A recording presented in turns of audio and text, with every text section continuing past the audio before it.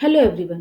स्वागत है आपका हमारे चैनल डिकोडर्स के डिजिटल इलेक्ट्रॉनिक्स 100 क्वेश्चन सीरीज में। आज है इस सीरीज का 8वां वीडियो। तो आइए शुरू करते हैं। हमारा आज का पहला क्वेश्चन है, इन ए 4 bit binary counter what is the maximum number of unique states that can be represented.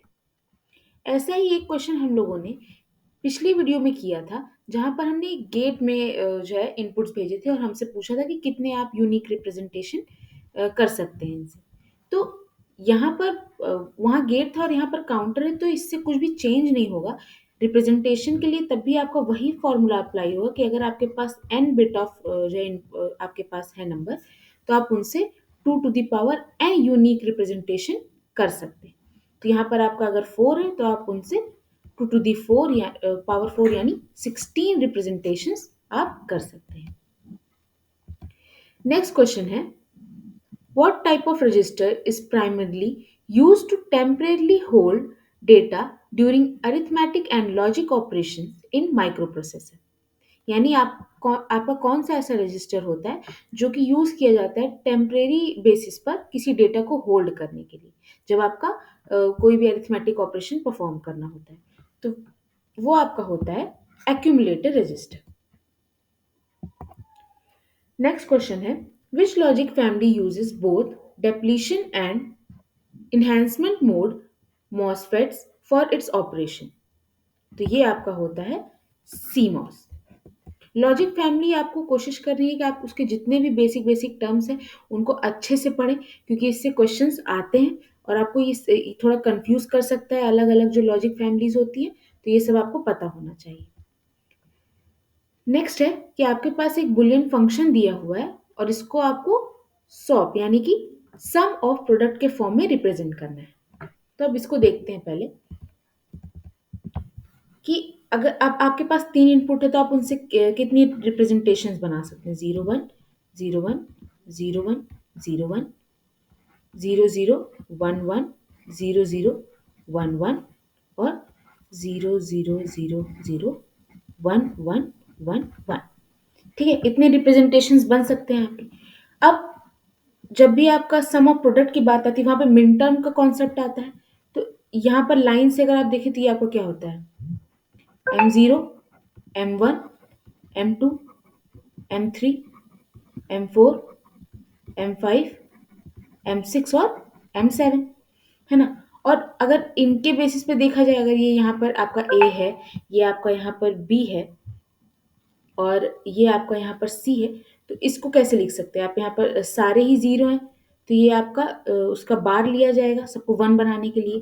तो ये आपका होगा A bar B bar C बार, ये आपका होगा A bar B bar C, क्योंकि C यहाँ पर 1 है। नेक्स्ट आपका होगा A बार B C बार, यहाँ पर B आपका 1 है। नेक्स्ट में आपका A 0 है तो A बार और बाकी B C। नेक्स्ट आपका A B bar C bar, next आपका A B bar C, next आपका A B C बार, और ये आपका सारा ही 1 है तो आपका A B C। ठीक है, तो इसमें आपको बोला है कि यहाँ पर आपका 0 1 2 3 और 5, यानी कि 0 1 2 3 और 5 आपका वहां पर दिया हुआ है फंक्शन में। तो वो आपका कौन कौन सा होगा, एक तो आपका 0 ये है, ठीक है, 1 आपका ये है, 2 आपका ये है, 3 ये है और आपका 5 ये है ना। तो आपको क्या बोला है, आपको सम ऑफ प्रोडक्ट के फॉर्म में बताना है, तो ये आपका प्रोडक्ट्स हो गए।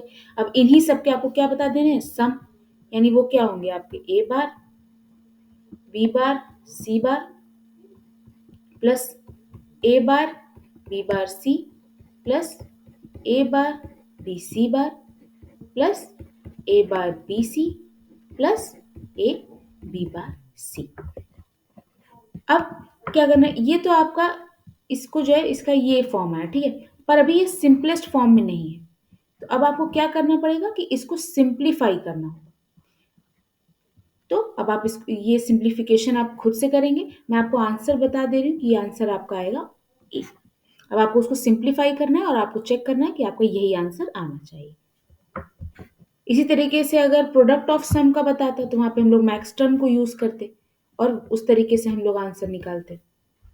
नेक्स्ट क्वेश्चन है, if sum of two positive binary number is 11010 and there is a carry out from the MSB यानी most significant bit, what should be done to obtain the correct result? अब इसको ऐसे समझते हैं कि इसके कुछ रूल्स होते हैं कि जब भी आपका आप सम परफॉर्म कर रहे हैं और वहाँ पर आपका जैसे 4 बिट का अगर डेटा है, ठीक है? आप लेकिन जब आप सम परफॉर्म कर रहे हैं तो एक कैरी आ जाता है, जिसकी वजह से वो 5 बिट का डेटा बन जाता है।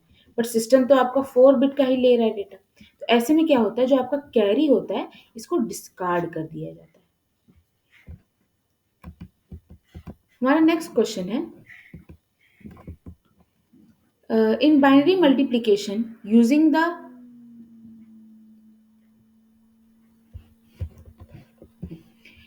what is the first step after aligning the digits and preparing for multiplication? यानी कि जब आप मल्टीप्लिकेशन परफॉर्म करते हैं, ठीक है, बाइनरी मल्टीप्लिकेशन, तो आपका सबसे पहला स्टेप क्या होता है?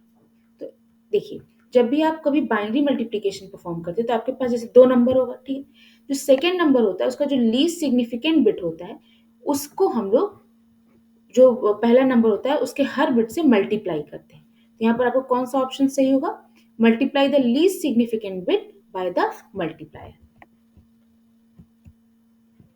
हमारा नेक्स्ट क्वेश्चन है, to convert a Gray code to its binary equivalent which technique is commonly used? हम लोग इसको एक एग्जांपल से समझते हैं कि आपके पास एक नंबर दिया हुआ है, मान लेते हैं, चलिए 1000 दिया हुआ है, और अगर आपसे पूछ ले कि इसका ग्रे कोड क्या होगा, तो इसको ऐसे इसका जो है तरीका होता है कि आप पहले मोस्ट सिग्निफिकेंट बिट को नोट कर लें। अब उसका और जो इसको अगर हम थोड़ा और बड़ा लिखते हैं 1000, तो सबसे पहले मोस्ट सिग्निफिकेंट बिट को नोट कर लिया जाता है और उसका और नेक्स्ट बिट का एक्सॉर ऑपरेशन परफॉर्म किया जाता है। इससे आपको क्या मिलेगा? 1 और 0 का एक्सॉर 1 होता है, क्योंकि वो जब अनइक्वल होता है तब हाई देता है।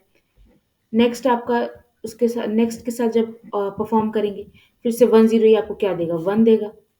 और यही आप नेक्स्ट के साथ जब परफॉर्म करेंगे तो 10 फिर से आपको ये 1 देगा। तो 1000 का ग्रे कोड क्या बनेगा आपका? 1111। और यहाँ पर क्या हो रहा है? एक्सॉर ऑपरेशन का यूज किया जा रहा है, तो इसका सही आंसर क्या हो जाएगा? Option C. नेक्स्ट क्वेश्चन है, which of the following expression is in standard sum of product form? ठीक है, आपको बताने यहाँ पर आपके पास कई सारे ऑप्शंस हैं, इन सब में से कौन सा ऑप्शन आपका सम ऑफ प्रोडक्ट फॉर्म को रिप्रेजेंट कर रहा है? ठीक है, पहला देखते हैं, यहाँ पर देखो प्रोडक्ट हो रहा है और उनके बीच में क्या हो रहा है? सम हो रहा है, तो हाँ ये कर रहा है। ठीक है, नेक्स्ट है आपका, यहाँ पर भी देखिए प्रोडक्ट है, ठीक है, उनका सम भी हो रहा है, बट ये देखिए ये किसी का प्रोडक्ट नहीं है ना, ये सिंगल सिंगल है, तो ये नहीं होगा। नेक्स्ट अगर आप देखें, यहाँ पर प्रोडक्ट हो रहा है सम का, ये 100 का नहीं, ये आपका पॉज का हो जाएगा, यानी प्रोडक्ट ऑफ सम। ठीक है, नेक्स्ट यहाँ पर भी जो है प्रोडक्ट हो रहा है बट सम कहीं पर भी नहीं है ना, तो ये आपका क्या हो जाएगा? ये भी नहीं होगा। तो सही आंसर क्या है आपका? Option A. हमारा नेक्स्ट क्वेश्चन है, what does the term quad indicate when used in IC? यानी जब आईसी में आप एक ये जो टर्म होता है इसको यूज करते हैं तो इसका क्या मतलब होता है? तो इसका मतलब ये होता है कि उस आईसी में 4 सर्किट्स अवेलेबल हैं। हमारा नेक्स्ट क्वेश्चन है, which of the following logic families has the highest maximum clock frequency? यानी आपके पास देखिए कई सारे क्वेश्चंस आपने लॉजिक फैमिली पे किए हैं, तो ये टॉपिक इंपॉर्टेंट है, इसको जरूर अच्छे से करना है।